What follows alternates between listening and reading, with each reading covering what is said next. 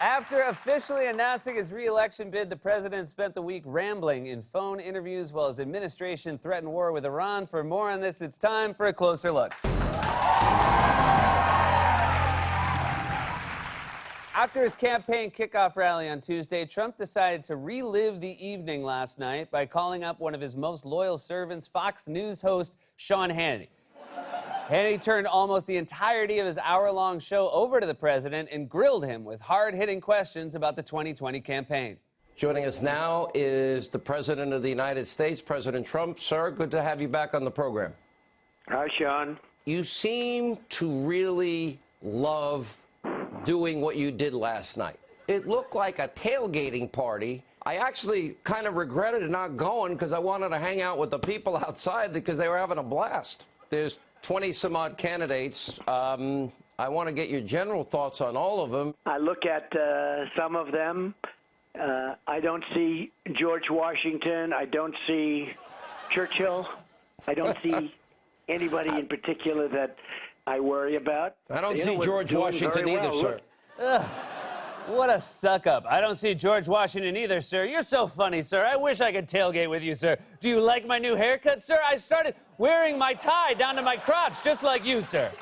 Just like you, sir. Also, what do you mean you don't see Winston Churchill? You're no Winston Churchill either, buddy. I don't care if you tried on a Churchill-style hat when you're in the UK. You don't look like Churchill. You look like Hardy ate Laurel. And Trump, of course, loves to bask in this kind of mindless praise, which is why he once again droned on for so long that even Hannity couldn't get him off the phone. This has happened with Fox News hosts before, but this time Hannity had to hand it over to the next fawning Trump sycophant, Laura Ingraham, whose show started right after Hannity's. Again, this was like 45 minutes into the interview. Our military is almost completed in terms of being rebuilt, and we are doing missile technology that nobody's even seen before. Mr. President, I'm thinking about do we announce it or do we not announce it? Because I've said you got to pay for NATO. You know, the United States was paying for NATO. You had a lot of countries that were delinquent. I think we're going to have I hope we're going to have a good relationship. But we're a very strong country again, and we're respected again, Sean. I hate to interrupt you, but I actually took 50 minutes of Laura Ingram's show. This keeps happening. He's a meandering old man rambling on the phone about nonsense, and even his friends can't get him to hang up. Like, where is he even making these calls? Is he wandering around the White House lawn in his bathrobe? At some point, you expect to hear a nurse on the other end screaming, "There you are, Donald! Come back to the White House! You have to eat your pureed carrots!" "But I don't want my carrots. That's where they hide the medicine." "I'm on it." And then after that, it got even worse because Hannity actually had to hand Trump over to Ingraham, and Trump still wouldn't stop talking. I actually took 50 minutes of Laura Ingram's show, but I want to tell you... I know that. I noticed that Laura you know what? must not be happy now. It's her birthday today, sir. Well, she's I thought you might want to know that. I'll tell you what. So Laura, you can tell Laura yourself happy birthday, and thank you for being with us. Laura, happy birthday from me, and the president, I think, would like to wish you a happy birthday. That's right. Hey, Mr. President. Thank you. Happy birthday. Wow, that's great. We've known each other a long time, and congratulations on your show. They're just passing them around like when your grandpa calls on Easter and everyone has to take turns saying along.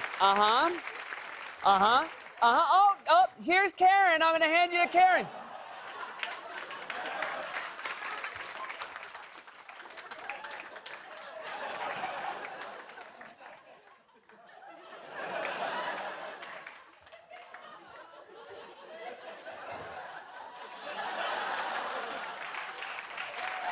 And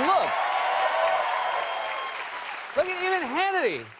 Hannity throwing up his hands. Even he can't believe it. At this point, he could just stop showing up to work and change the name of his show to Grandpa's on the Phone. So Trump rambled on the phone for almost an hour about meaningless nonsense, and yet when you actually want him to go into detail about something important, like, say, his administration's march to war with Iran, he's much more tight-lipped. Today in the Oval Office, he was asked about reports that Iran shot down an unmanned U.S. drone. Now, Iran says the drone was in its airspace. Trump, on the other hand, said the drone was over international waters, but his explanation didn't provide many details. Now, Iran made a big mistake. This drone was in international waters. Clearly, we have it all documented. It's documented scientifically, not just words. Oh. Well, if it's documented scientifically, I feel so much better because if there's anyone I trust with science, it's Donald Trump. I could definitely see him in a lab coat and goggles writing out on proof on a chalkboard. What did you find, Donald? I ate the chalk. I ate the chalk before I was done. It's important to note that Trump can't just unilaterally go to war with Iran. The Constitution says he needs authorization from Congress, which he does not have. And even though he spent 2 years flouting the law during his rally on Tuesday, Trump lied and claimed he would protect the Constitution and even said Democrats were the ones destroying it. Imagine if we had a Democrat president and a Democrat Congress in 2020. They would strip Americans of their constitutional rights. This election is a verdict on whether we want to live in a country where the people who lose an election refuse to concede and spend the next 2 years trying to shred our Constitution. Dude, you tried to stop an investigation of your own campaign and you called a fake national emergency to build a border wall on your own. The only way you could care less about the Constitution is if it was written in Spanish.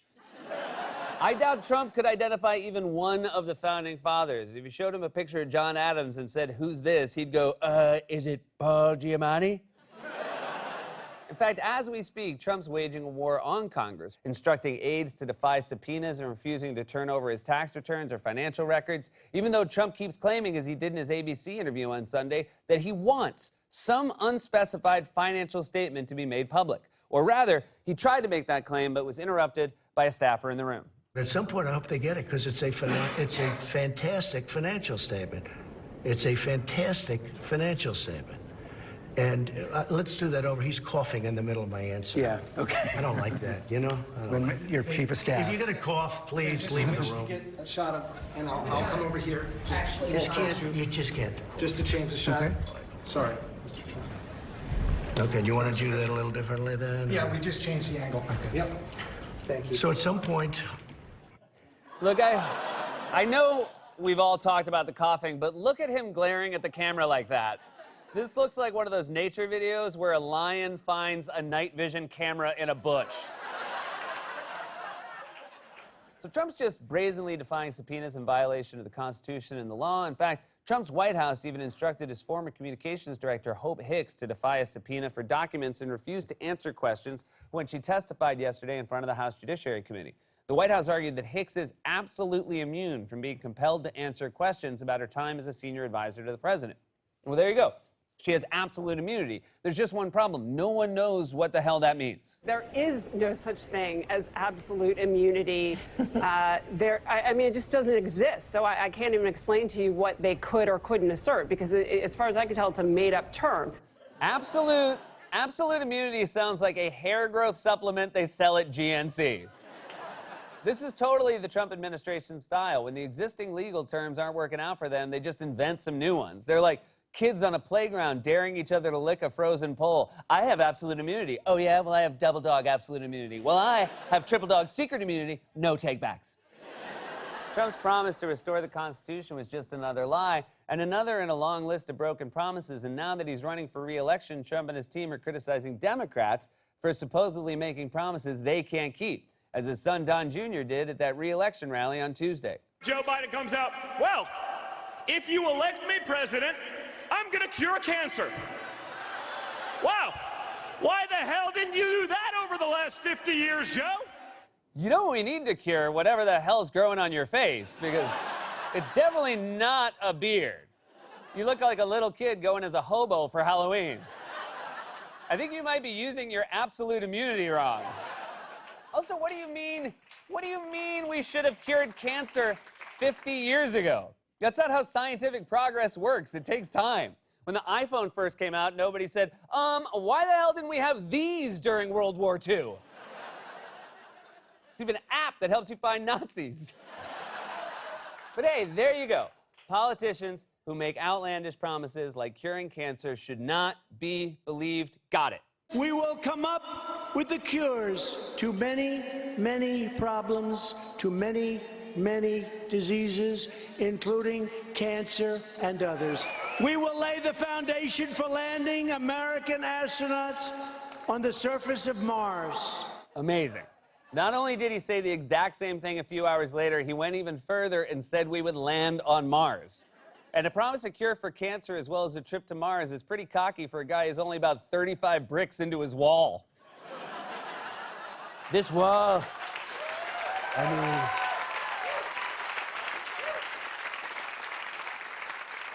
This wall is a lot harder than I thought. Should we just do cancer? Should we bail on the wall and do cancer? This week, we've seen the core of Trump on full display. He views the law not as a constraint on his power, but as a weapon to be used against others. And he's making wild promises because he's failed in the ones he already made. Not only should he be impeached, we should send him somewhere he can't do any more damage. You know, like... The surface of Mars. This has been a closer look.